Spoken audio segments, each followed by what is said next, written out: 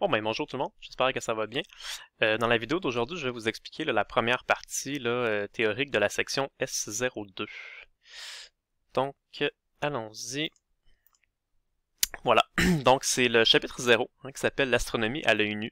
Donc, bien évidemment, le lien, le but dans cette section-là, c'est de vous faire, de discuter en fait de plusieurs choses, des petits phénomènes astronomiques qu'on peut voir à l'œil nu. Donc rien de trop compliqué là pour l'instant. Tu sais, c'est pas des phénomènes là, pour lesquels vous avez besoin d'utiliser, disons, des télescopes ou des détecteurs particuliers. C'est vraiment des choses un peu de la vie de tous les jours là, qu'on peut voir simplement à l'œil nu en regardant le ciel un petit peu, en regardant là, les astres là, qui nous entourent. Okay. Et on rentrera évidemment dans des phénomènes un peu plus compliqués là, au fur et à mesure que la session avancera. Donc, je vais passer certaines parties. Je vais sauter directement là à la partie qui parle des étoiles, hein, les constellations. Bien évidemment, ça c'est une des premières choses qu'on peut observer facilement hein, quand on regarde le ciel la nuit. Si vous êtes une journée là où il n'y a pas trop de nuages, puis si vous êtes un petit peu loin de la ville, idéalement, pour pas avoir de ce qu'on appelle trop de pollution lumineuse.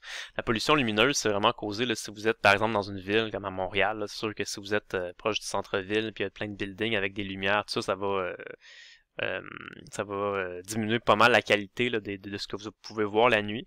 Mais si vous êtes un petit peu à l'extérieur des villes, là, si vous êtes déjà en banlieue, c'est un petit peu mieux. Ou même si vous avez l'occasion d'aller là, un moment donné en forêt, dans une clairière ou quelque part là, sur le bord d'un lac la nuit, vous allez pouvoir voir vous allez pouvoir voir beaucoup plus d'étoiles. Hein, parce que bon, votre vision la nuit va être meilleure, comme vous n'aurez pas trop de pollution lumineuse. Mais bref, c'est que on peut voir comme ça facilement des étoiles à l'œil nu la nuit, pas besoin de télescope, pas besoin d'appareil précis là, et particulier. Et quand on regarde des étoiles la nuit, ben nos ancêtres aussi pouvaient faire ça.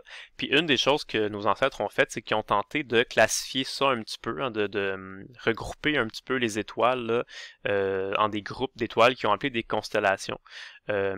Imaginent dans leur tête là, des certaines formes là, qui étaient créées, là, ils reliaient bon, des étoiles ensemble, puis ça faisait un peu dans leur tête certaines formes. C'est sûr que ça prend un peu d'imagination, mais en tout cas, c'est juste pour regrouper les étoiles, puis être sûr que quand on parle de tel groupe d'étoiles, tout le monde parle de la même chose. Okay? Par exemple, la constellation de la Grande Ourse, qui est la constellation probablement la plus connue, qu'on peut voir quand même assez facilement dans le ciel. Nous, la partie qu'on appelle la Grande Ourse, c'est on appelle ça la constellation du Chaudron, c'est quand on relie ces étoiles-là. Okay? Donc, il y a certaines étoiles qu'on peut repérer plus ou moins facilement là, parce qu'elles sont assez brillantes dans le ciel et ça forme une forme de chaudron comme ça s'appelle la Grande Ourse parce que pour de vrai on voit qu'il y avait d'autres parties là, dans la constellation ici qui forment bon, plus ou moins la forme d'un ours. Okay? Fait que ce qu'il faut comprendre dans les constellations c'est que comme dans plusieurs phénomènes astrophysiques qu'on va voir tout au long de la session, c'est que l'univers, c'est pas quelque chose qui est fixe, c'est pas quelque chose qui est stable puis qui est constant tout le temps. Là. C'est quelque chose qui est constamment en mouvement, constamment en évolution. Mais c'est quelque chose qui va varier à un rythme qui peut être très très très lent. Et nous, à notre échelle de temps, des fois on s'en rend pas nécessairement compte. Okay? Par exemple, qu'est-ce qui forme les constellations? Ben, on le sait, c'est des étoiles hein, dans le ciel. Puis les étoiles, nous, c'est sûr que quand on les voit, on a peut-être l'impression qu'elles sont fixes dans le ciel puis qu'elles bougent pas. Mais en vérité, chaque étoile se déplace à une certaine vitesse. Elle est en train de tourner là, probablement autour du centre là, de la galaxie sur une orbite là, sur des orbites qui peuvent avoir des rayons différents, donc des vitesses, des périodes légèrement différentes et des trajectoires différentes aussi. Mais c'est ça. Fait que ça, c'en est un bel exemple. Les galaxies qui forment la constellation de la Grande Ourse. Okay? Tout au long de votre vie, là, quand vous allez regarder la Grande Ourse dans le ciel, vous allez toujours voir la même forme, là, qui est la forme ici, là, la forme du chaudron là, dont on a discuté tout à l'heure. Mais si vous pouviez vivre là, des milliers d'années ou même des centaines de milliers d'années, ben vous vous rendriez compte que les étoiles elles se déplacent. Donc la constellation de la Grande Ourse n'aurait pas toujours la même forme. Okay? Et si vous avez une belle simulation quand même là, que j'ai trouvé sur internet. Fait que ce que vous voyez là, si vous regardez ici les chiffres là, qui défilent, là, la petite animation qui joue en boucle là, depuis tout à l'heure, ça commence là, en l'an moins 100 000 et ça va jusqu'à l'an plus 100 000. Donc ce que vous voyez ici, là, toute cette animation-là, pour vrai, ça dure 200 000 ans. Okay? Fait qu'on voit que sur une période de temps de 200 000 ans, les étoiles se déplacent. On les voit bouger là, tranquillement dans le ciel, puis on voit bon que la constellation de la Grande Ourse se déformerait là, sur plusieurs centaines de milliers d'années. Okay? Fait que ça, les étoiles elles se déplacent, mais c'est juste qu'elles se déplacent très lentement. Donc nous, de notre vie, là, si vous vivez à peu près une centaine d'années, ben vous vous rendrez jamais compte que les étoiles se déplacent vraiment. C'est vraiment là, en étudiant et en mesurant leur vitesse qu'on peut arriver à faire des simulations comme ça. Okay.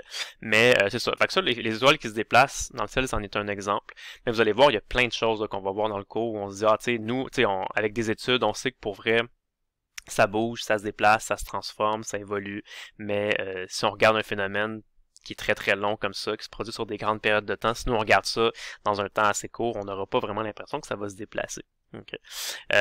Puis en fait, quand on parle des constellations, quelque chose qui est intéressant, c'est que nous, c'est sûr que quand on regarde quelque chose dans le ciel, quand on regarde des étoiles comme ça dans le ciel, on voit juste des petits points lumineux, des petits points blancs lumineux, mais tu sais, on n'a aucune idée, juste en les regardant avec nos yeux, de à quelle distance de nous se trouvent ces étoiles-là.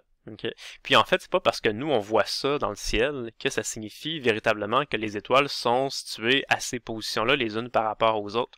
Il y a des étoiles qui pourraient être beaucoup plus proches de nous, alors que d'autres pourraient être beaucoup plus loin de nous.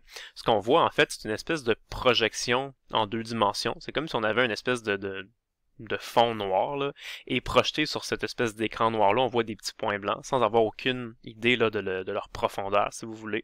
Fait qu'en tout cas, tout ça pour dire que les étoiles qui forment la Grande Ourse, par exemple, ça en est un exemple, ben, sont pas nécessairement situées très près les unes des autres. Okay? Comme le montre un peu ce schéma-là, qui est un petit peu plus en 3 dimensions, là, on voit qu'il y a certaines étoiles qui peuvent être beaucoup plus loin que les autres. Par exemple, cette étoile-ci, vous voyez, là, elle est située pas mal plus loin de la planète Terre, en vérité, que les autres. Okay? Elle est située à peu près, là, mettons, 2 fois plus loin que cette étoile-là. Mais comme je disais tout à l'heure, quand on regarde ça dans le ciel la nuit, nous, on voit juste une espèce de projection en 2 dimensions. Et on a l'impression que les étoiles sont près les unes des autres, alors qu'en vérité, elles peuvent être très, très, très loin. Okay? Ça existe là, pour vrai des vraies étoiles là, qui sont physiquement proches les unes des autres. Quand ça arrive, là, c'est pas quelque chose d'impossible, ça arrive. Là, ça, on appelle ça un amas d'étoiles. Okay? Mais les étoiles qui forment des galaxies ne sont pas nécessairement un amas d'étoiles. Elles ne sont pas nécessairement près les unes des autres. Okay? En fait, ce qui arrive, c'est que c'est vraiment une question de perspective. Hein. C'est vraiment, comme je dis, des points qui sont en 3 dimensions. Puis nous, quand on les regarde, selon un certain point de vue, on voit une espèce de projection en 2 dimensions, puis ça nous montre quelque chose qui peut avoir une certaine forme avec un peu d'imagination. Mais si on si on les observait les mêmes étoiles à partir d'un autre point de vue, ça pourrait donner quelque chose de complètement différent. Okay. Ça c'est une image que j'ai trouvée sur internet, je trouve ça intéressant. Fait que j'ai fait une petite simulation sur mon site web. C'est accessible, fait que vous pourrez aller le voir, c'est sur mon site web dans la section qui s'appelle Physique ES, l'astronomie et astrophysique, un petit lien là qui s'appelle Ben Constellation. Je l'ai ouvert tantôt, fait que je vais vous le montrer directement. Ça ressemble à quelque chose comme ça. Donc je me suis amusé moi aussi là, à faire une espèce de... J'ai inventé dans le fond un système d'étoiles. Hein. C'est pas des vrais... C'est pas quelque chose qui existe pour vrai, c'est vraiment juste comme ça. J'ai inventé ça pour le fun. Juste pour vous montrer à quel point ça peut être assez surprenant que un système d'étoiles observé avec différents points de vue peut donner des résultats assez étranges. Donc, si imaginez que chaque point blanc, c'est une étoile qui pourrait être dans le ciel. Fait que c'est sûr que si on regarde dans le ciel puis on voit ça comme ça, on va avoir l'impression qu'on a plusieurs étoiles qui sont vraiment disposées en cercle. Hein. Mais ça veut dire que les vraies étoiles dans la vraie vie sont situées comme ça sur un cercle? Mais pas vraiment. Okay? En fait, là, si on regarde, ça, c'est des étoiles qui sont situées dans un espace en 3 dimensions. Là. Fait qu'on peut les regarder d'un autre point de vue. Vous voyez le petit cube bleu là, qui vous aide un peu à comprendre comment ça s'est disposé en 3 dimensions. Fait qu'ils sont pas vraiment placés en cercle, ces étoiles-là. Ils sont placés d'une manière un peu bizarre là, en 3 dimensions. Mais ça donne que si on les regarde à partir d'un certain point de vue, oui, c'est vrai que ça a l'air de former un cercle. Okay? Puis même, je me suis arrangé pour que si on les regarde d'un autre point de vue, ces mêmes étoiles-là, ben d'un certain point de vue, ça pourrait donner quelque chose qui ressemble à ça. Okay. Donc, ben là, ce serait pratiquement là, un triangle parfait. Okay. Si on pouvait observer qu'avec des étoiles comme ça dans le ciel, on appellerait probablement ça la constellation du triangle, la constellation de la pyramide, ou je sais pas trop quoi. Fait que c'est vraiment juste pour vous démontrer que un groupe d'étoiles en 3 dimensions dans l'univers, ben, dépendamment de quel point de vue on l'observe, on pourrait voir des formes complètement différentes. OK? Fait que c'est juste pour vous montrer que ça reste quand même très subjectif, ça. Fait que quand vous voyez des constellations, faut pas penser nécessairement que les constellations, que les étoiles sont vraiment physiquement placées de cette manière-là et qui forment vraiment les formes que nous on observe, là. C'est vraiment juste une question de point de vue. Okay? Fait qu'on pourrait avoir, par exemple, je sais pas, là, d'autres observateurs, mettons des extraterrestres là, dans l'univers, qui regardent exactement au même moment que nous les mêmes étoiles, mais ils vont voir des formes complètement différentes. Fait qu'il y aurait pas les mêmes constellations que nous, toute leur carte du ciel serait différente. Okay. Voilà. Donc, ça va. OK, pour les noms, c'est ça. Fait qu'une des choses que nos ancêtres ont fait, c'est d'essayer de classifier un peu tout ça. Hein. Donc, ils ont regroupé les étoiles là, en certains groupes. Ils ont utilisé la classification des constellations pour essayer c'est ça, clarifier ça un petit peu, puis faire en sorte que on donne un certain nom à certains groupes d'étoiles. Okay. Mais jusqu'à avant un monsieur qui s'appelait Hipparque, là, dont on va discuter maintenant, les gens n'avaient pas fait d'efforts particuliers pour différencier la luminosité apparente des étoiles, okay, la brillance apparente des étoiles. Donc ça, c'est un petit peu plus difficile à remarquer. Mais si vous êtes dans des bonnes conditions d'observation, vous allez remarquer justement que c'est pas toutes les étoiles qui ont la même brillance apparente. C'est-à-dire que quand on va regarder les étoiles dans le ciel la nuit, il y a certaines étoiles qui vont nous sembler plus brillantes que d'autres. C'est comme si on avait des plus brillantes puis des moins brillantes. Okay. Pourquoi certaines étoiles vont nous sembler plus brillantes que d'autres? Ben, ça peut dépendre de plusieurs facteurs. C'est que, comme on verra un peu plus tard dans la session, c'est pas toutes les étoiles qui sont pareilles. Donc, il y a des étoiles, par exemple, qui véritablement émettent plus de lumière que les autres. Hein, comme c'est juste physiquement, là, elles émettent plus de lumière. Il y en a qui sont plus grosses que d'autres aussi, il y en a qui sont plus petites, puis il y en a qui sont plus près de nous physiquement. Fait que c'est sûr que si une étoile est plus proche de nous, on a peut-être plus de chances d'avoir plus brillante que les étoiles qui sont plus loin de nous. Fait que ça dépend de plusieurs facteurs. Mais pour l'instant, ce qu'on va discuter, c'est juste dans l'Antiquité, il y a un grec là, qui s'appelle Hipparque. Okay? Et lui, ce qu'il a fait, c'est que c'est un des premiers qui a tenté de justement classifier un petit peu ça, la brillance apparente des étoiles. Okay? Il a regardé les étoiles dans le ciel, il s'est rendu compte qu'il y en a qui étaient plus brillantes que d'autres. Puis lui, ce qu'il a fait, c'est qu'il a établi un certain système qui s'appelait une espèce d'échelle de classification là, qui s'appelle l'échelle des magnitudes. Et dans son échelle d'origine, c'était divisé en 6 catégories. Et les étoiles les plus brillantes correspondaient aux étoiles qu'on appelait de magnitude 1. Et les étoiles les moins brillantes avaient des chiffres de plus en plus gros. Comme par exemple une étoile de magnitude 2, ben c'était moins brillant qu'une étoile de magnitude 1. Okay. C'est ça, dans son système, à lui, les magnitudes se rendaient jusqu'à 6.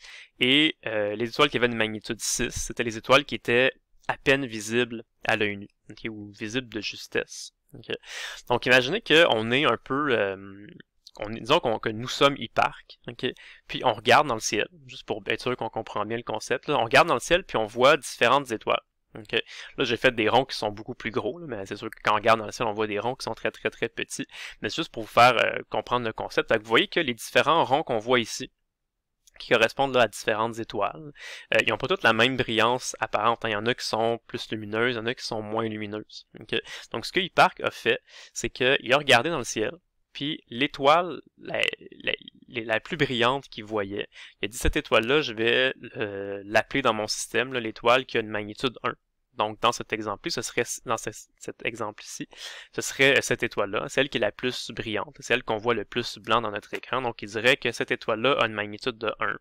Les étoiles un petit peu moins brillantes auraient une magnitude, un chiffre plus grand. Donc celle-là, on pourrait dire une magnitude 2, magnitude 3, magnitude 4, 5. Okay. Comme je vous disais, dans le système d'Hipparque, les étoiles qui avaient une magnitude 6, c'était les étoiles qui étaient vraiment là, visibles, qui étaient à peine visibles à l'œil nu. C'est les étoiles qui étaient visibles vraiment de justesse. Okay? Donc là, je ne sais pas si en ce moment vous la voyez dans l'écran, l'étoile qui a une magnitude 6. Peut-être que oui, peut-être que non. Ça dépend peut-être de la qualité de votre écran, ou en tout cas de comment la vidéo va sortir sur YouTube. Mais il y en a une ici, une étoile de magnitude 6. C'est pas mal au centre de l'écran, qui n'est pas tout à fait noire, là, elle n'a pas exactement le même noir là, que le fond de l'écran. Fait que peut-être que vous arrivez à la voir, peut-être oui, peut-être non. Là. Mais en tout cas, ça vous donne un peu l'idée, c'est que les étoiles de magnitude 6, c'est vraiment celles qu'on pouvait voir de justesse à l'œil nu. C'est sûr que dans la vraie vie, il y a des étoiles qui ont des magnitudes plus grandes que ça. Okay, qu'on n'arrive pas à voir à l'œil nu, mais avec des appareils comme des télescopes ou des détecteurs de lumière un peu plus précis, là, on peut arriver à les voir. Fait qu'on pourrait dire, par exemple, si ici, il y a une étoile qui a une magnitude plus grande que 6, ben c'est sûr qu'à l'œil nu, on la voyait pas. Fait que même si vous regardez dans cette région-là, là, vous la voyez pas, okay, avec vos yeux. Ça prend vraiment un télescope ou un détecteur de lumière avec un temps d'exposition un peu plus prolongé qui va nous permettre de l'observer. Okay. Fait que le système d'Hipparque, à la base, c'était vraiment juste des étoiles qui avaient des magnitudes de 1 jusqu'à 6.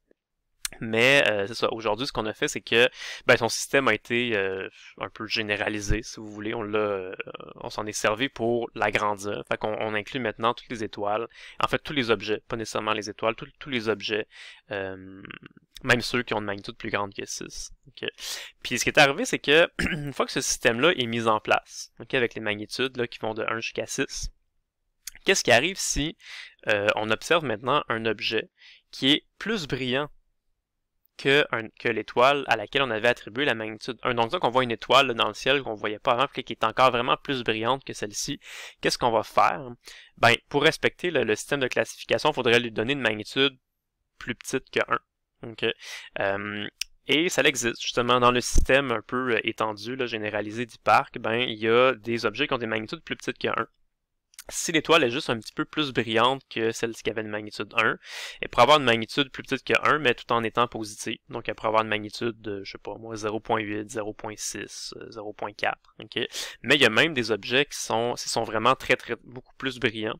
Même des objets qui peuvent avoir des magnitudes négatives, tout simplement. Okay? En poursuivant un peu ce système-là. Donc, il y en a des objets qui ont des magnitudes négatives. Okay? Pensez dans le ciel là, à des objets qui sont très très très brillants que vous voyez. Dites-vous là, que quand vous regardez dans le ciel la nuit, les petits points blancs, là, ben, les petits points blancs les plus brillants ont une magnitude à peu près de 1.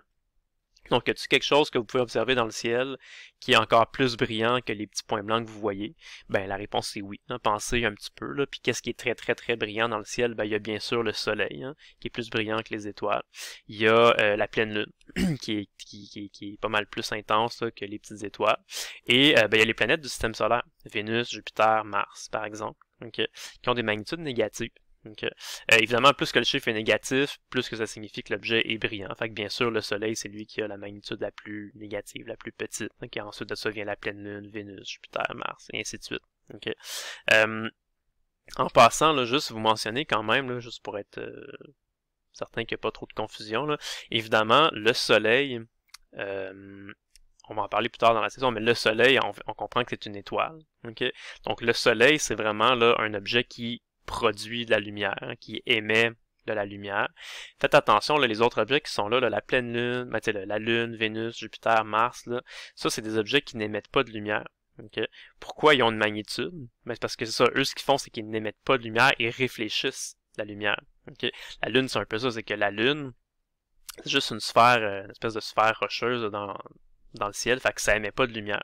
Okay. Par contre, ce qui arrive, c'est que le Soleil, lui, il émet de la lumière. Et il y a de la lumière du Soleil qui arrive sur la Lune, qui frappe la surface de la Lune. Et la Lune va absorber une certaine partie de cette lumière-là, mais elle va en réfléchir aussi une certaine partie. Donc, quand le Soleil éclaire la Lune, il y a toujours une certaine partie des rayons là, qui sont réfléchis. Et là, si nous, on est sur la planète Terre, puis on regarde dans le ciel la nuit, ben là, on va voir cette lumière-là qui arrive dans nos yeux, puis on va avoir l'impression que l'objet est lumineux. Mais en fait, la Lune ne produit aucune lumière, elle fait juste réfléchir la lumière du Soleil. Okay. Même chose pour les planètes. Quand on regarde là, Vénus dans le ciel la nuit, ou Jupiter, ou Mars, ou peu importe quelle planète du système solaire, c'est pas la planète qui émet de la lumière, c'est vraiment la planète qui a réfléchi la lumière du Soleil. Okay. Voilà. Puis en passant, il y a une étoile qui s'appelle Sirius. Okay. Et cette étoile-là, c'est l'étoile qui est la plus brillante vue dans le ciel. Okay. On va en reparler un peu plus tard dans la session de l'étoile Sirius. Vous allez voir le mot Sirius là, va revenir, là, ça va devenir une unité dans nos calculs. Okay. Et on constate que cette étoile-là elle a une magnitude négative, moins 1.5. Fait que c'est un peu étrange parce qu'on a dit tout à l'heure que dans le système d'Hipparque, la façon que Hipparque avait fait son système, c'est que l'étoile la plus brillante qu'il voyait dans le ciel, il lui avait donné une magnitude de 1.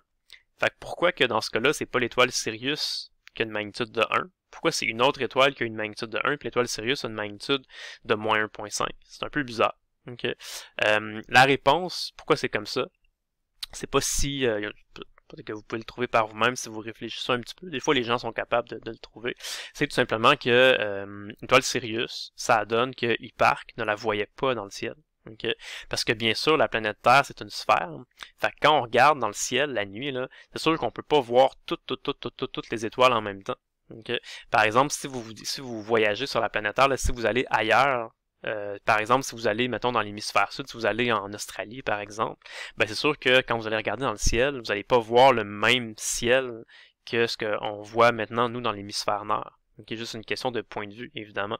Donc, si vous êtes la personne qui est ici, vous allez pas mal voir dans votre champ de vision toutes les étoiles qui sont ici. Okay, s'il y a des étoiles là, qui sont au loin dans cette direction-là, mais vous pouvez pas voir, par exemple, à travers la Terre. Si vous regardez là, par en bas, vous pouvez pas comme voir à travers la planète Terre puis voir une étoile qui se trouverait, disons, dans cette direction-là. Mais par contre, si vous habitez dans l'hémisphère sud, ben là, oui, vous allez pouvoir regarder dans le ciel puis voir d'autres étoiles que des personnes dans l'hémisphère nord ne pourraient pas voir. Okay?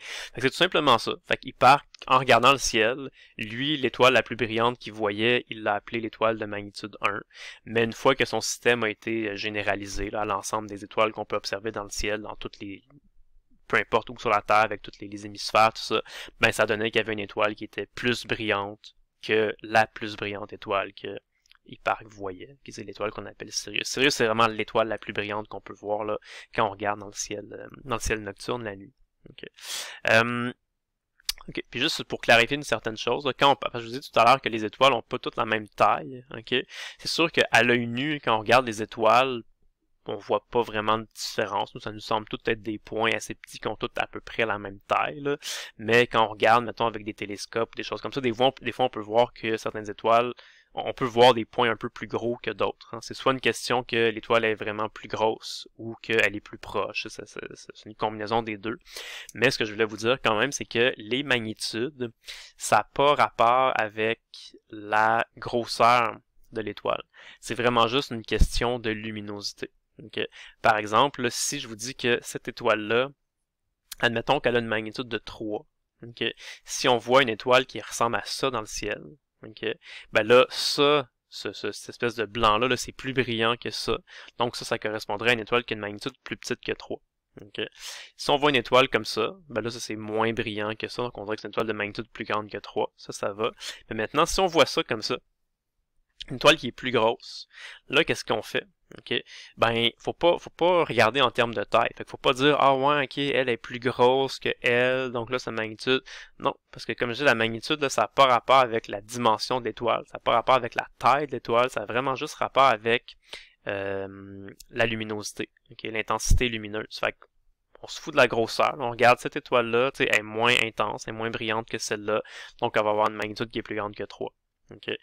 Si on a une étoile qui est plus petite que elle en la regardant, mais qui est, encore une fois, on regarde pas vraiment sa taille, on s'en fout qu'elle soit plus petite ou plus grosse. On regarde ça, c'est plus brillant que ça. Oui, donc ça, c'est une magnitude plus petite que 3. Ok, ça finit là. Donc la magnitude, c'est vraiment ça. Okay, c'est vraiment juste là une question d'intensité lumineuse. D'ailleurs, quand on fera les équations dans les prochaines sections, là, on verra les unités qui se rapportent un peu à la magnitude là, en système international. Là, ce sont des unités de l'intensité, ce sont des watts par mètre carré. Okay? Fait que des watts par mètre carré, c'est vraiment là, juste une unité d'intensité. Okay? Fait que ça n'a pas rapport avec la dimension qu'on observe quand on regarde l'étoile, c'est vraiment juste une question d'intensité lumineuse. Okay? OK. Fait qu'on va parler d'un autre... ben, c'est ça, on a parlé un petit peu des constellations. Fait que ça, c'est vraiment... Bon, les constellations, c'est quelque chose qu'on peut voir à l'œil nu. Évidemment, une autre chose qu'on peut voir à l'œil nu, bon, c'est les étoiles la nuit. Okay? Puis, je disais tout à l'heure que si on regarde des phénomènes qui sont très, très, très longs, comme le mouvement là, relatif des étoiles les unes par rapport aux autres, ça prend des centaines de milliers d'années, comme la petite vidéo de la grande ours que je vous ai montré tout à l'heure. Okay? Par contre, si on regarde un phénomène qui dure un temps qui est relativement court, ben là, on va avoir l'occasion de constater que ça bouge. Okay? Et un bel exemple de ça, c'est ce qu'on appelle la rotation diurne de la Terre. Okay? Ce qui arrive, c'est que, bon, on le sait aujourd'hui, la Terre tourne sur elle-même, hein, selon un axe là, qui passe là, qui va du pôle nord au pôle sud. C'est comme si on traçait une ligne imaginaire là, entre le pôle nord et le pôle sud. La Terre tourne autour de cet axe-là. Et on sait que ça prend 24 heures à la Terre là, à tourner. Elle a donc une période de rotation de 24 heures. Okay. Fait que 24 heures, c'est quand même long, mais je veux dire, à notre échelle, c'est pas si long que ça. Okay. On est capable de s'en rendre compte que ça tourne. Donc ça, ce que ça veut dire, c'est que dans la vraie vie, la Terre tourne comme ça, sur elle-même en 24 heures. Donc, ce que nous, on a l'impression d'observer, quand on regarde dans le ciel, c'est qu'on a l'impression que toutes les étoiles vont tourner dans le ciel en 24 heures. Okay? Évidemment, c'est pas les étoiles qui tournent, c'est la Terre qui tourne, okay? Sauf que nous, quand on est sur la Terre, ben, on ne se sent pas nécessairement tourner. On a l'impression qu'on est immobile, on n'a pas l'impression qu'on est en mouvement, on se sent immobile. Et c'est pour ça qu'on a l'impression que ce sont les étoiles qui vont tourner. Okay. D'ailleurs, nos ancêtres, c'est comme ça qu'ils raisonnaient. Donc eux, il y a longtemps, on reparlera des modèles un peu plus tard dans les prochains cours, là, mais nos ancêtres pensaient que la Terre était fixe, que la Terre était immobile, et que c'était vraiment toutes les étoiles qui se déplaçaient, que c'était toutes les étoiles qui tournaient dans le ciel. Ça s'appelle le modèle géocentrique, on en reparlera un petit peu plus tard. Okay? Mais bon, on sait aujourd'hui que c'est pas ça. On sait aujourd'hui que c'est le contraire, c'est la Terre qui tourne en 24 heures. Mais vous, si vous êtes sur la Terre puis vous regardez dans le ciel, vous allez avoir l'impression que toutes les étoiles vont tourner en 24 heures. Okay? Et c'est vrai pour les étoiles, c'est vrai pour n'importe quoi. Okay? Si vous regardez par exemple, je sais pas, mettons la Lune un soir, là, ou même juste n'importe quelle étoile. Okay? Si vous repérez une constellation dans le ciel, regardez-la, mettons, dites, ok, là, je sais pas, il est 10 heures le soir, j'observe là, une constellation, j'observe la Grande Ourse dans le ciel qui est située à tel endroit, là, elle est comme dans le coin gauche là, de ma chambre à coucher, ou peu importe, là, regardez vraiment elle est où. Okay. Puis, si vous regardez, là, si vous attendez, mettons, 2-3 heures, là, puis 2-3 heures plus tard, vous retournez regarder encore dans le ciel la nuit, vous allez voir que toutes les étoiles, toutes les constellations ont toutes bougé. C'est sûr, parce que en 24 heures, ça fait un tour complet. Fait que si vous attendez là, quelques heures, ben déjà, ça va avoir eu le temps de bouger un petit peu. Okay. Donc, ça, c'est quelque chose qu'on peut se rendre compte facilement. Okay. Ça, c'en est une belle image là, qui a été prise là, qui illustre très bien ce phénomène-là, hein, qu'on appelle la rotation. Fait qu'on voit là que toutes les étoiles se sont déplacées, qui ont tourné autour d'un certain point. D'après ça, c'est une photo qui a été prise là, avec un temps d'exposition un petit peu plus. C'est un temps d'exposition qui est quand même assez grand, de quelques heures. J'en parlerai dans quelques instants. Ça, c'en est une autre belle image aussi où on voit que toutes les étoiles semblent là, se déplacer dans le ciel. Là, si on prend une photo, deux photos à différents moments pendant la nuit. Okay.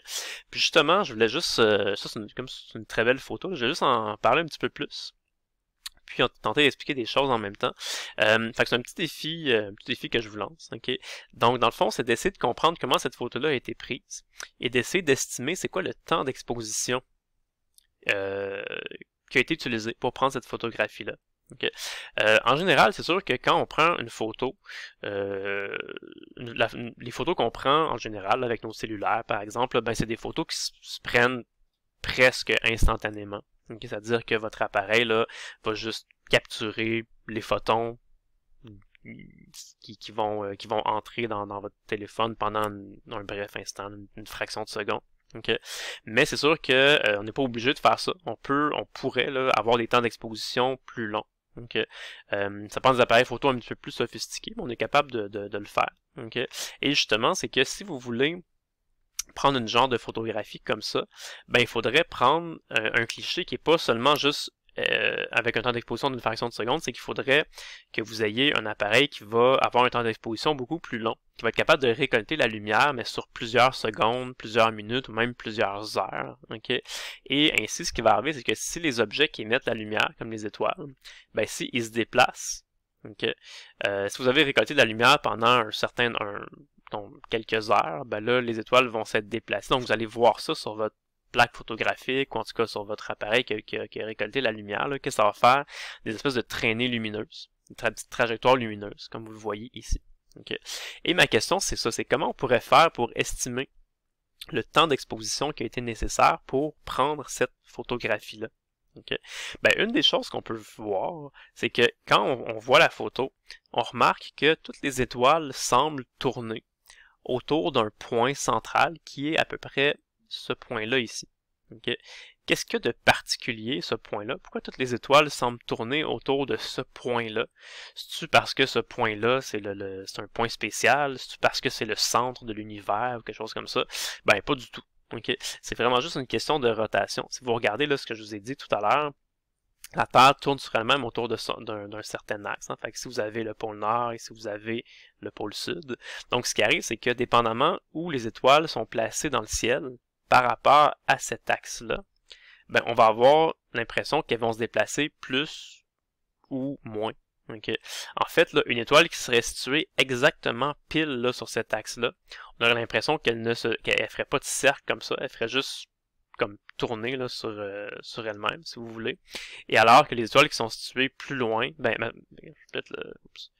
j'ai comme perdu mon pointeur, on dirait. Ok, c'est bon. Fait que ça, une étoile qui serait située très très très près de l'axe ferait juste des petits mini-cercles comme ça. Mais une étoile qui serait située plus loin de l'axe, ben, on aurait l'impression qu'elle décrirait un cercle plus grand. C'est exactement ce que vous voyez là.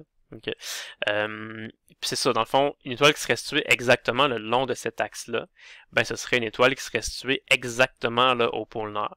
Okay. Il n'y a pas d'étoile qui est située exactement directement là, sur l'axe qui correspond là, mettons au pôle nord, mais il y a une étoile qui est très très très proche du pôle nord qui s'appelle l'étoile polaire, vous la connaissez probablement, on peut l'appeler Polaris, on peut l'appeler étoile polaire aussi, c'est celle-ci. Fait qu'elle décrit un mini cercle comme ça, okay? Alors que les étoiles qui sont situées plus loin décrivent un cercle qui est plus gros. Okay? Donc ce qu'on peut faire, c'est que on voit que justement les étoiles qui sont situées plus près de l'étoile polaire, ou en tout cas plus près de ce point-là, on décrit des petits arcs comme ça, alors que les étoiles qui sont plus loin, on décrit des plus gros arcs sur notre image. Okay? Mais en fait, les étoiles tournent toutes exactement du même angle sur cette image-là. Okay? C'est sûr parce que la Terre a tourné du même angle entre le début et la fin de la photographie. Okay? Fait qu'on peut prendre n'importe quel arc lumineux. Mettons là, cet arc-là. J'aurais pu en prendre un autre. Okay? Puis on regarde là, c'est quoi l'angle de déplacement. Okay? L'étoile, là, elle s'est déplacée de quel angle, de quel delta θ, mettons, là, entre le point initial et le point final. Si on mesure ça là, avec un rapporteur d'angle, ça correspond à peu près à 32 degrés. J'avais fait l'exercice de mettre un rapporteur d'angle sur mon écran, c'est à environ 32 degrés. Okay? Fait que sachant ça, comment on peut ramener ça là, pour trouver le temps d'exposition? On va juste réfléchir un petit peu. En fait, c'est juste une règle de 3. Donc, je sais pas si vous voyez comment faire. Là. En fait, ce qui arrive, c'est que je l'ai dit tout à l'heure, j'ai dit la période de rotation de la Terre sur elle-même, c'est 24 heures. Fait qu'en 24 heures, la Terre effectue un tour complet. Donc, si on observe les étoiles dans le ciel, on aurait l'impression qu'en 24 heures, les étoiles feraient un tour complet. Okay. Bon, là, c'est sûr qu'on aurait un petit problème, parce que si on regardait les étoiles pendant 24 heures, c'est qu'à un moment donné, le soleil va se lever, ça va être le jour. Là, en plein jour, on verra rien, on va être aveuglé par le soleil. Là. Mais je veux dire, théoriquement, c'est quand même ça. T'sais, un tour complet correspondrait à 24 heures. Et là, on n'a pas un tour complet, on a juste 32 degrés. Donc, on a tout simplement à faire une règle de 3. Okay. On regarde 32 degrés comparativement à 360 degrés. Ça correspond à quel intervalle de temps par rapport à 24 heures. Okay. On fait le petit calcul et on voit que ça correspond à 2.13 heures, ou si on met ça en heures et en minutes, c'est 2 heures et 8 minutes. Donc environ 2 heures. Okay. Fait que juste en regardant une photographie comme ça, vous êtes capable d'estimer, de calculer de manière presque exacte, c'est quoi le temps d'exposition qui a été utilisé pour prendre cette photographie-là. Donc c'est quand même intéressant, puis pour être capable de faire ça, il faut comprendre évidemment que bon, la Terre tourne en 24 heures, il faut comprendre certaines petites choses. Moi j'ai pris cet arc-là. On aurait pu prendre n'importe quel arc, on aurait pu prendre par exemple cet arc-là, qui semble être plus court, évidemment. Là. Cette ligne-là est moins longue que cette ligne-là, mais ça reste quand même le même angle, là, parce que la Terre tourne partout en même temps. Là. Fait qu'on a l'impression que toutes les étoiles vont tourner exactement de la même façon. Okay. Ce qui est un peu un argument d'une certaine manière pour comme se convaincre que c'est véritablement la Terre qui va tourner. Okay?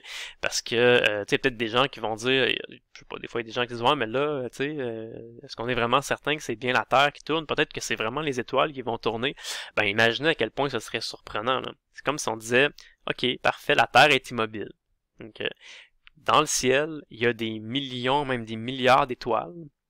Puis pour que ça reproduise une image comme ça, c'est vraiment c'est des données expérimentales, c'est des observations. Okay? Fait que pour que cette observation-là, qu'on observe dans la vraie vie, se produise, là, ben si la Terre était vraiment immobile, ça impliquerait qu'il faudrait que les millions, puis même les milliards d'étoiles qu'on est capable d'observer, il faudrait que toutes ces étoiles-là aient toutes exactement la même période de 24 heures.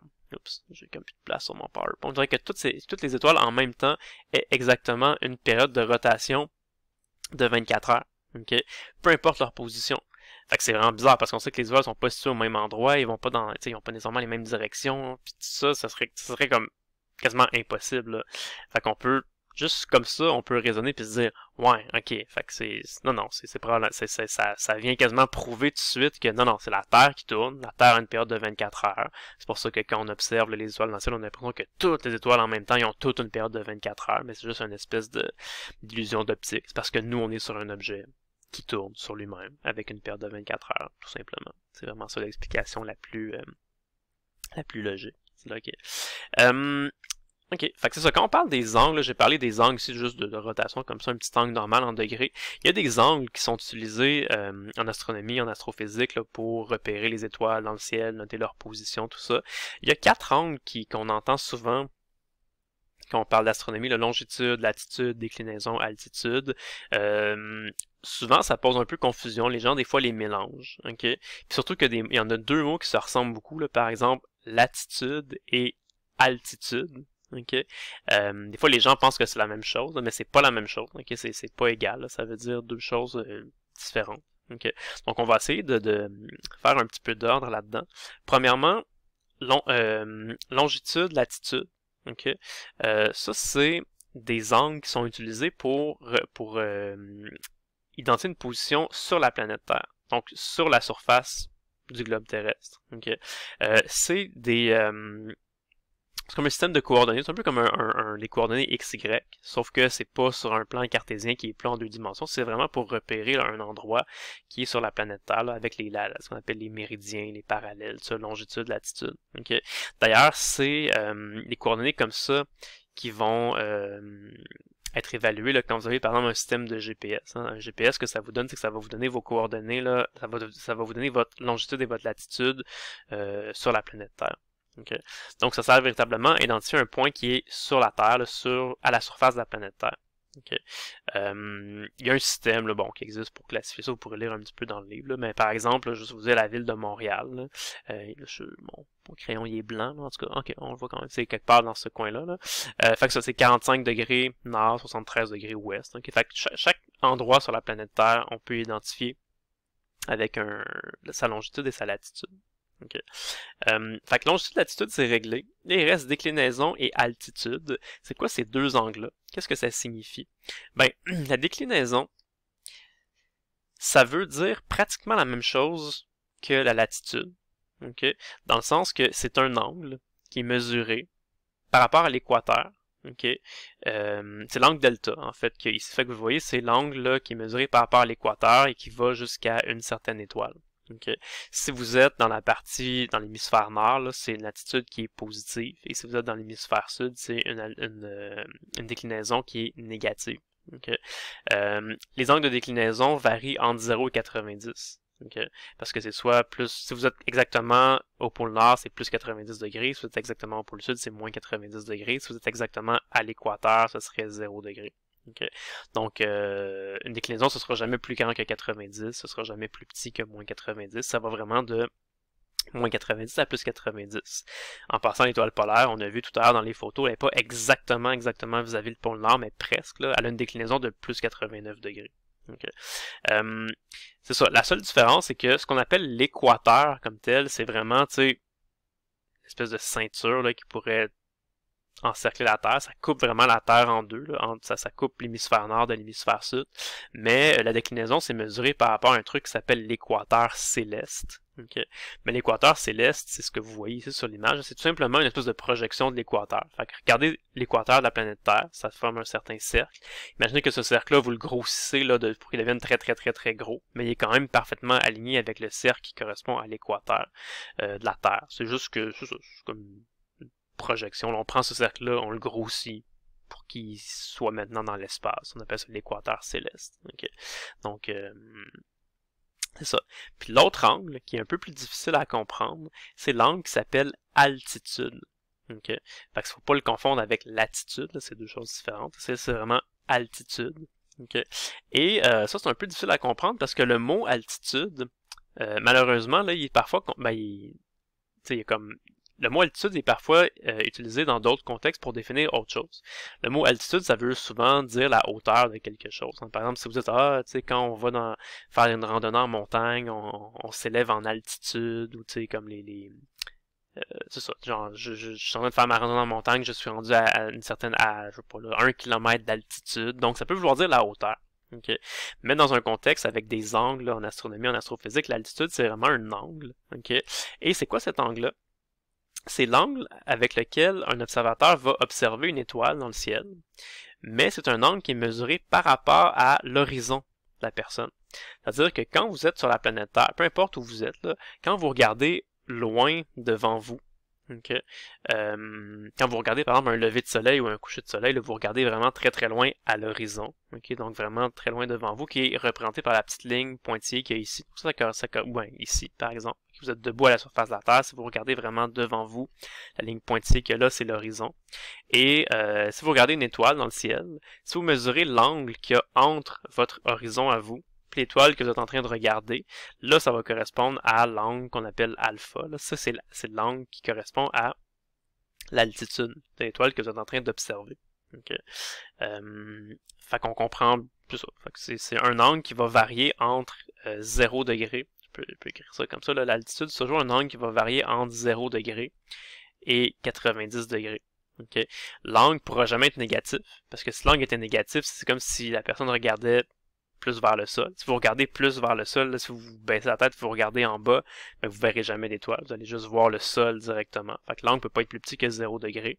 Et il peut pas être plus grand que 90 degrés non plus, parce que si rendu à 90 degrés, ça veut dire que vous regardez carrément là, vers le haut. Donc vous pouvez pas regarder plus haut que 90 degrés. Okay? À la limite, si l'étoile est encore plus loin, vous allez juste comme vous tourner de bord, gauche-droite, puis vous allez regarder de l'autre côté. Fait que toujours un angle là, qui est situé entre 0 degré et 90 degrés. Okay. Fait que les deux angles sont différents. Fait qu'il faut pas mélanger là, la déclinaison et l'altitude. Ce sont deux angles qui sont différents. Okay. Mais ce qu'on peut dire quand même, c'est que la déclinaison, c'est un angle qui est comme universel, si vous voulez. C'est un angle qui est pareil pour tout le monde. Fait que peu importe où vous habitez, dans quel pays vous habitez, que vous habitez dans l'hémisphère nord, dans l'hémisphère sud, peu importe, là, la déclinaison, c'est mesuré par rapport à l'équateur céleste. Donc, c'est toujours le même angle. Okay? Ça sert vraiment à identifier la position d'une étoile dans le ciel. Alors que l'altitude, ça, c'est un angle qui est un peu plus personnel, si vous voulez, dans le sens que chaque observateur va avoir son propre angle d'altitude quand il va observer une étoile. Okay. Juste faire un petit schéma ici, vous allez comprendre. Admettons qu'on a la planète Terre qui est là. Okay. Donc on a, bon, je sais pas, par exemple, le pôle Nord ici, le pôle Sud qui est là. Donc si je mets mon pôle Nord ici, mon pôle Sud là, l'équateur de la Terre serait juste tout simplement une ligne là, qui coupe en deux l'hémisphère Nord et l'hémisphère Sud. C'est la même ligne qui va être utilisée pour l'équateur céleste. Okay. Fait que si on a par exemple une étoile qui est, je sais pas, mettons ici, dans le ciel, ben là, à partir du centre de la planète Terre, si on dit que l'équateur céleste là, correspond à 0 degré, ben si on dit qu'on a une étoile qui pointe, là, ben, qui est dans cette direction-là, fait qu'on dirait que cet angle-là, ça s'appelle l'angle qu'on appelle la déclinaison, ce serait égal à peu près à 45 degrés dans mon dessin. Okay. Donc ça, c'est un angle, comme je disais, qui est universel. Fait que peu importe vous êtes qui, peu importe vous êtes où, vous habitez dans quel pays, que vous habitez dans l'hémisphère nord, dans l'hémisphère sud, peu importe, cette étoile-là, tout le monde s'entend pour dire qu'elle a une déclinaison qui est égale à peu près à 45 degrés. Okay. Maintenant, dépendamment de quelle personne observe cette étoile-là, ben, les personnes pourraient l'observer avec un angle d'altitude qui est différent. Par exemple, une personne qui habite, je sais pas, mettons directement sur le pôle Nord. Okay. Ben, cette personne-là, quand elle regarde devant elle, elle va avoir sa ligne d'horizon, comme ça. Et pour regarder cette étoile-là, la personne va devoir lever un peu les yeux au ciel, environ dans cette direction-là, pour regarder dans la direction qui est ici. Okay. Donc cet observateur-là, en regardant l'étoile que là, l'observerait avec un angle d'altitude qui est égal à alpha. Je vais l'appeler alpha 1. Okay. Alors que, mettons, je sais pas, une personne qui serait ici, qui habite à un endroit différent sur la planète Terre, ben une personne qui est ici, elle, si elle regarde, mettons, droit devant elle, ça définit sa ligne d'horizon, ce serait la ligne pointillée comme ça.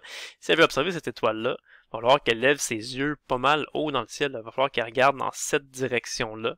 ok, qui pointe là, justement jusque sur l'étoile. Donc cette personne-là, pour regarder l'étoile qu'elle a, elle l'observerait avec un angle d'altitude qui serait égal à alpha 2. Okay? Fait que vous le voyez bien sur les dessins là, que l'angle alpha 1 il n'est pas égal, il est pas égal à l'angle alpha 2.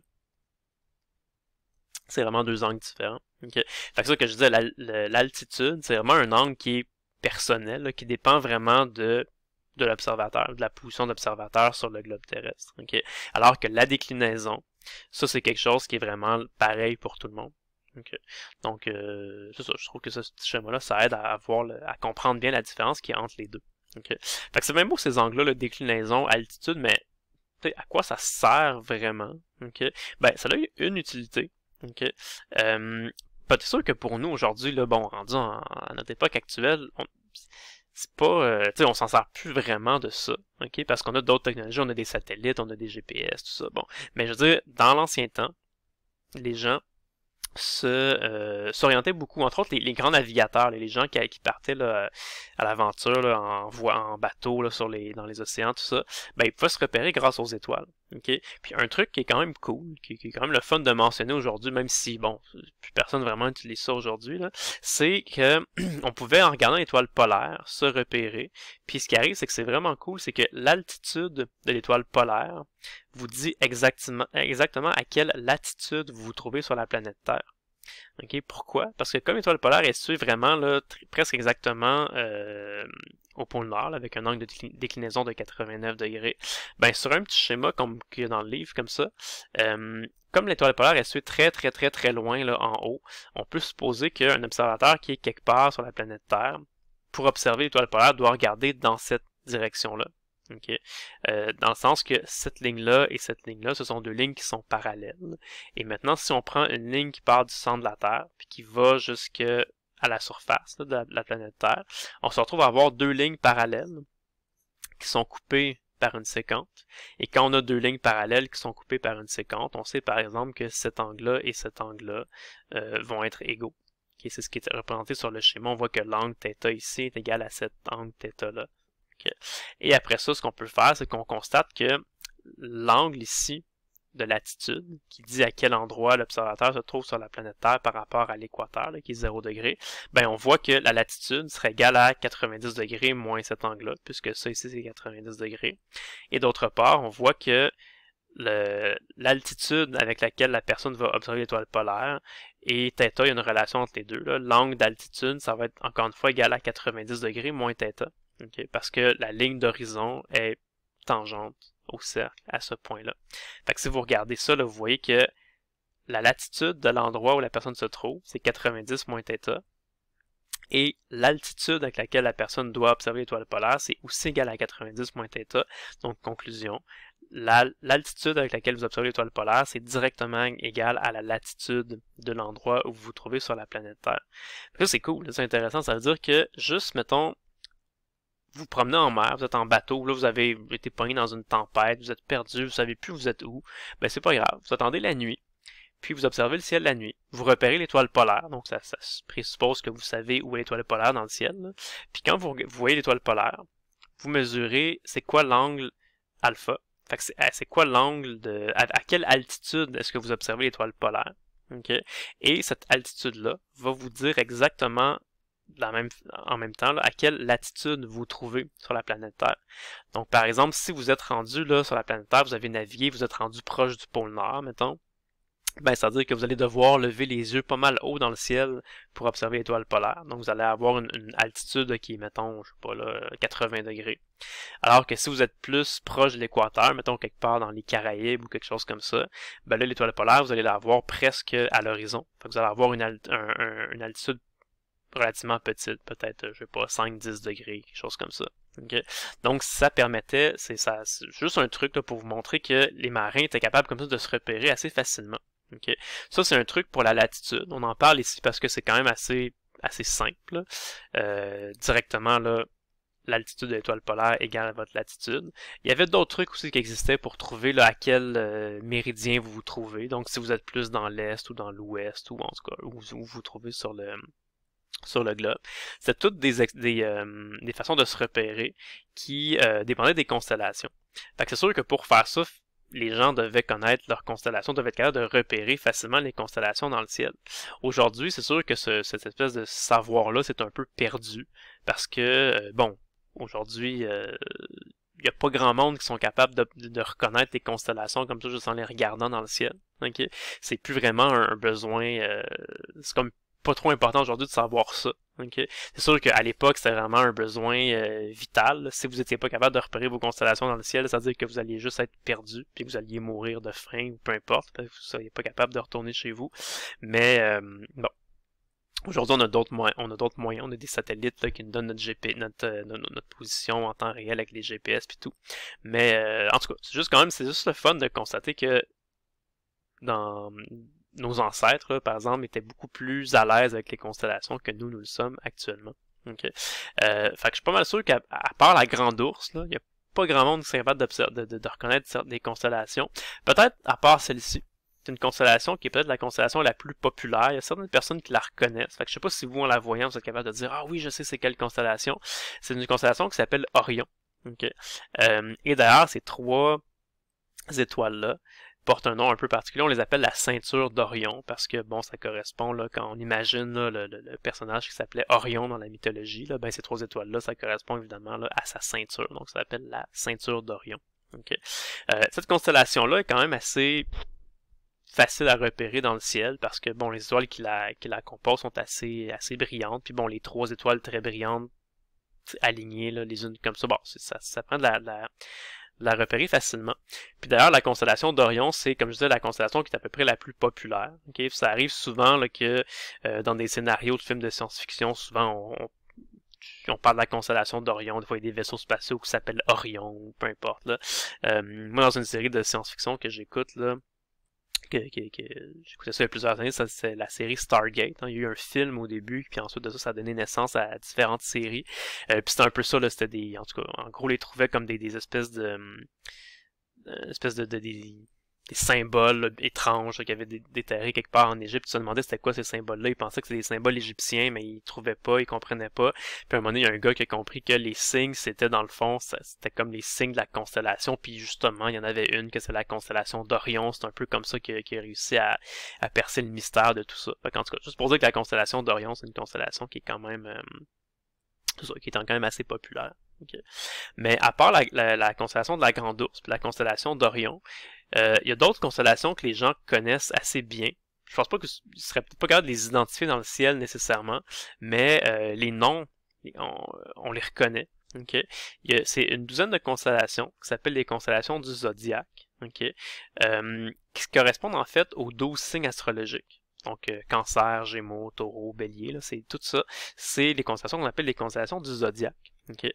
Puis, si on regarde dans le ciel, il y a plusieurs constellations. Il n'y en a pas juste 12. Là. Il n'y a pas juste les 12 constellations du zodiaque, la Grande Ourse, puis Orion, il y en a plein d'autres, des constellations. Les constellations couvrent vraiment l'ensemble du ciel, partout, là, toute la sphère céleste au complet sur les 360 degrés en 3 dimensions.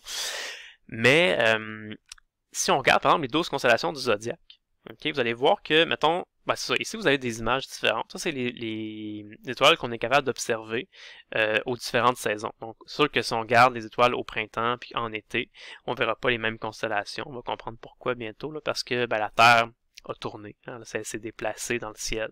Donc, on voit pas les mêmes constellations aux mêmes saisons. Bref, c'est ça que ça veut dire. Puis, fait que ça, ici, les noms sont plus comme en latin, mais quand même, vous êtes sûrement capable de les reconnaître. Donc, si vous regardez, par exemple, au printemps, on peut voir cette constellation-là dans le ciel. Lesquelles vous disent quelque chose? Ben, celles qui sont ici. Hein, ça, les noms sont c'est pas en français, mais tu sais, Virgo, c'est Vierge, Léo, c'est Lion, Cancer, Gemini, c'est Gémeaux. Donc, il y en a certaines qu'on reconnaît. Ici aussi, si vous regardez là, en été, les constellations qu'on peut voir, lesquelles vous disent quelque chose, ben on voit encore là Virgo, la Vierge, Libra, c'est Balance, Scorpius, Scorpion, Sagittarius, Sagittaire. Okay. Puis vous remarquez que les constellations qu'on reconnaît, là, qui nous disent quelque chose, les 12 constellations du zodiaque, sont alignées les unes par rapport aux autres. Ils forment une espèce de bande, de ceinture. Dans le film, la même chose si on regarde en automne puis en hiver. Okay. Fait que pourquoi ces constellations-là sont toutes alignées les unes par rapport aux autres, ok, qui sont pas juste placés de manière aléatoire dans le ciel. Il y a une raison pour ça, c'est que je vais ici, ouais c'est ça, c'est que en fait ces 12 ce qui arrive c'est que la Terre tourne autour du Soleil, ok, ça vous le saviez probablement, mais elle tourne pas n'importe comment, là, pas de manière aléatoire ou chaotique dans toutes les directions, elle tourne vraiment toujours là autour du même cercle. Okay? Donc c'est vraiment un plan. La Terre tourne sur un plan autour du Soleil. Okay? Et ce qui fait en sorte que si on est sur la planète Terre, puis on observe, mettons, le Soleil tout le temps, là, 24 heures sur 24, ben on va toujours voir le Soleil traverser les 12 mêmes constellations, qu'on appelle aujourd'hui les 12 constellations du zodiaque. Okay? Pourtant, il y en a beaucoup plus que ça des constellations dans le ciel, mais comme la Terre tourne toujours sur le même plan, c'est toujours les mêmes 12 constellations qui reviennent. Okay? Pourquoi il y a 12 constellations? Ben, ça a été un peu inventé comme ça, parce que dans l'année, il y a 12 mois, puis dans le fond, les gens ont juste tout simplement divisé le ciel en 12 parties à peu près égales. Okay? Puis à chaque fois, ils ont comme décidé de faire un certain regroupement d'étoiles là, pour nommer ça une constellation. Donc c'est ça, fait qu'il y a 12 constellations, il y a 12 mois dans l'année, puis dépendamment de votre mois de naissance, ça va correspondre à un certain signe astrologique qui porte les mêmes noms que chacune de ces 12 constellations-là. On va en parler de l'astrologie dans un prochain cours, là, mais bon, ça n'a pas de fondement scientifique. La seule chose qui est scientifique, c'est vraiment la position des 12 constellations, tout simplement. Okay. Et cette fameuse bande-là, comme je vous montrais tout à l'heure, les étoiles qui sont tout le temps alignées dans les constellations qui sont alignées comme ça, cette séquence-là des constellations, cette espèce de ceinture-là d'étoiles, dans le ciel, on appelle ça l'écliptique. Okay. Pourquoi? Parce que c'est aussi le long de ce plan-là que vont survenir toutes les éclipses. Parce que la Lune aussi est en orbite autour de la Terre, mais encore une fois dans le même plan. Okay. Donc tout se passe dans ce plan-là, qu'on appelle le plan d'écliptique. C'est en raison du fait que le Soleil, la Terre et la Lune se trouvent les trois dans le même plan. C'est ça qui fait en sorte qu'il peut y avoir des éclipses. Okay. Donc d'où le nom là, écliptique. Okay. Donc de retour ici. Okay. Puis, dernière chose que je veux faire dans cette première vidéo-là pour la section S02, c'est vous parler des saisons. Okay. Les saisons, évidemment, c'est un phénomène qu'on peut observer à l'œil nu. Hein, c'est pas besoin de télescope ou quoi que ce soit. On regarde autour de nous puis on constate bien les saisons. La température change, les feuilles des arbres tombent quand c'est l'automne, évidemment. Bon, tout ça. Très très grande influence là, sur tout ce qui se passe sur la Terre, la vie, bon, tous les cycles de la vie, tout. Puis ça, les constellations, évidemment, mais pas les constellations, pardon, les saisons, c'est évidemment relié à la position du soleil, puis au temps de luminosité à chaque jour. Vous le savez, par exemple, que l'été, ben, le soleil est plus longtemps dans le ciel. Hein. Il y a plus de lumière que de noirceur. Les journées sont plus longues, les nuits sont plus courtes. Puis l'hiver, évidemment, c'est le contraire. Les nuits durent plus longtemps, il y a moins de luminosité, moins d'ensoleillement, il fait plus froid, et ainsi de suite. Okay. Fait que tout le monde comprend, tout le monde observe les saisons. On peut pas passer à côté, évidemment, c'est très très présent. Mais comment on fait pour les expliquer? C'est quoi la bonne explication qui explique là, que sur la Terre, il y a des saisons? Ben, tout le monde sait que c'est en lien avec le Soleil, évidemment. Okay? Mais, pour vrai, c'est vraiment pas tout le monde qui comprend ou qui est capable de donner une bonne explication. Okay? Demandez à n'importe qui, là, dans vos amis ou même les membres de votre famille, il y a plein de monde qui vont vous dire de mauvaises explications. Il y a plein de monde qui vont vous dire, là, sans trop réfléchir, que c'est une question de distance.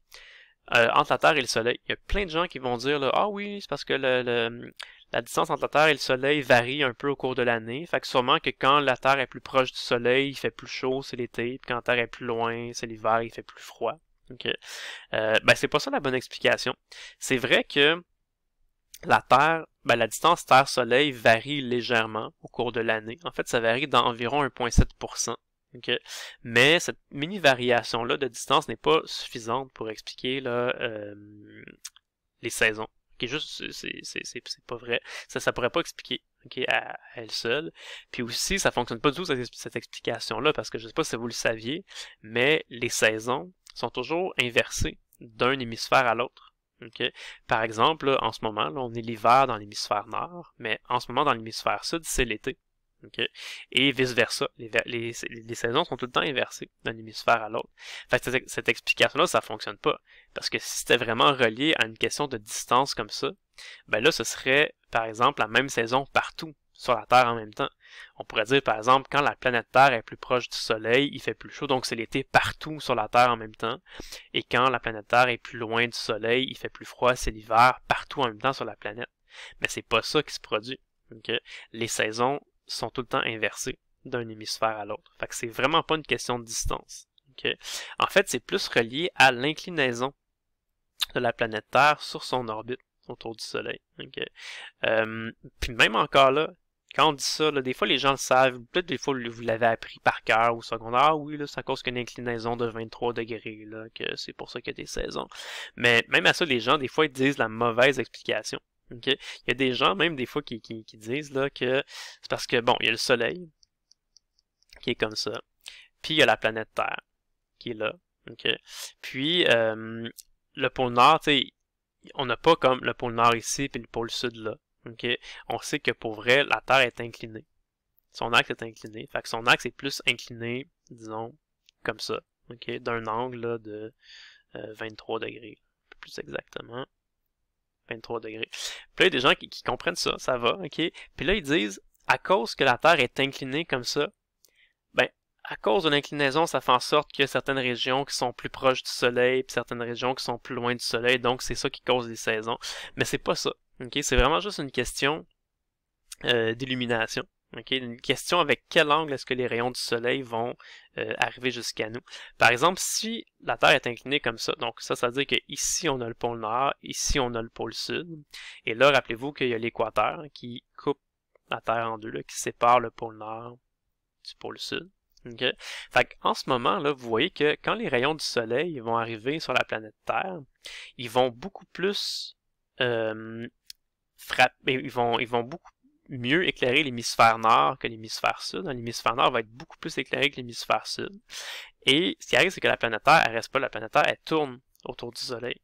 Okay?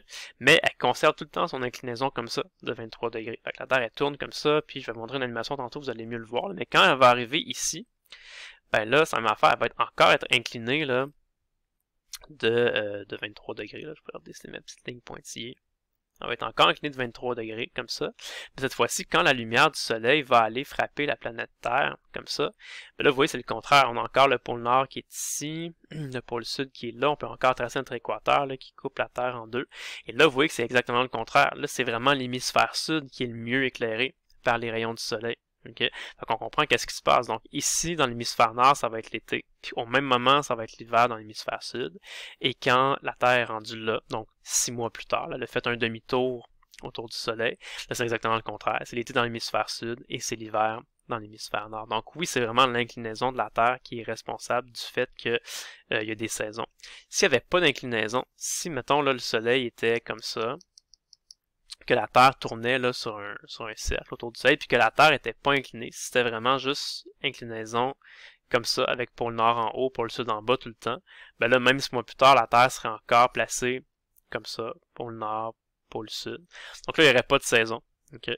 Il y aurait des mini-variations de température, c'est-à-dire que quand on serait plus proche là, de l'équateur, il ferait tout le temps plus chaud, parce que les rayons du soleil frapperaient plus directement.